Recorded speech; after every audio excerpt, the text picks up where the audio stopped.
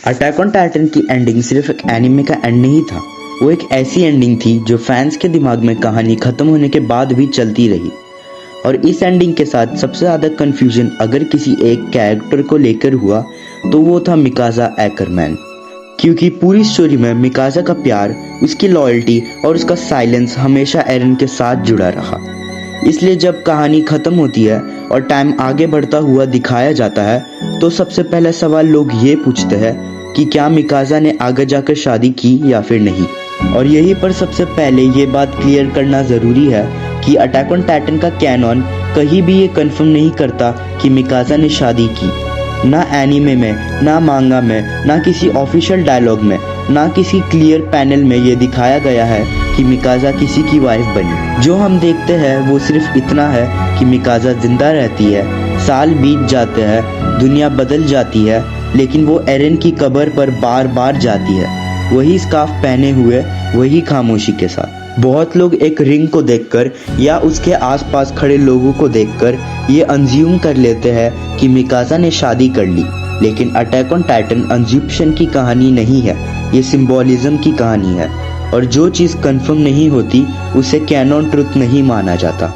इसायामा ने जानबूझकर मिकाज़ा के फ्यूचर को ओपन छोड़ा, क्योंकि वो नहीं चाहता था कि मिकाज़ा की ज़िंदगी सिर्फ एक सवाल तक सिमट जाए कि उसने शादी की या नहीं। मिकाज़ा का कैरेक्टर कभी भी शादी के लिए लिखा ही नहीं गया, उसका पूरा आर्क लॉस, सर्वाइवल और एक्सेप्टेंस के अराउंड घूमता है। एरन के मरने के बाद मिकाज़ा टूट जाती है, लेकिन ख़त्म नहीं होती, वो जिंदा रहती है। और ये बात ही सबसे ज़्यादा पावरफुल है। वो एरन को भूलती नहीं, उसकी यादों को छोड़ती नहीं, लेकिन इसका मतलब ये नहीं है कि वो अपनी पूरी ज़िंदगी रुक जाती है। उसका स्कार्फ सिर्फ एक सिंबल नहीं है, वो एक रिमाइंडर है, एक प्रॉमिस है जो ये दिखाता है कि मिकाज़ा का प्यार टाइम के साथ कम नहीं होता, वो बस एक और फॉर्म ले लेता है।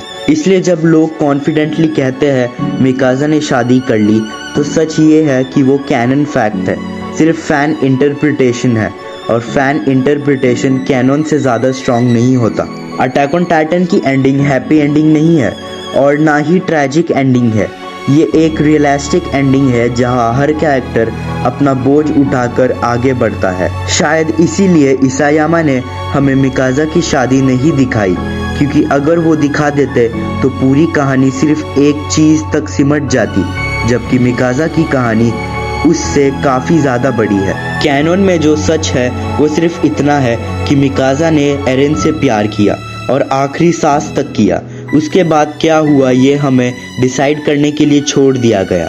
और शायद यही अटैक ऑन टाइटन का सबसे बड़ा मैसेज है कि हर कहानी कंप्लीट आंसर्स के साथ ख़त्म नहीं होती, कुछ कहानियाँ सवाल छोड़ कर जाती है। अगर आपको ये एक्सप्लेनेशन समझ आई हो, अगर आप भी मानते हो कि मिकाज़ा का कैरेक्टर सिर्फ शादी से डिफाइन नहीं होता, तो वीडियो को लाइक करो, शेयर करो और चैनल को सब्सक्राइब करना मत भूलना। बेल आइकन ऑन रखना, क्योंकि आगे भी अटैक ऑन टाइटन और एनीमे वर्ल्ड के ऐसे ही कंफ्यूजिंग टॉपिक्स हम डिटेल में ब्रेक करने वाले हैं। और कमेंट में ज़रूर बताना आपके हिसाब से मिकाज़ा का एंड परफेक्ट था या फिर जानबूझकर अधूरा छोड़ा गया।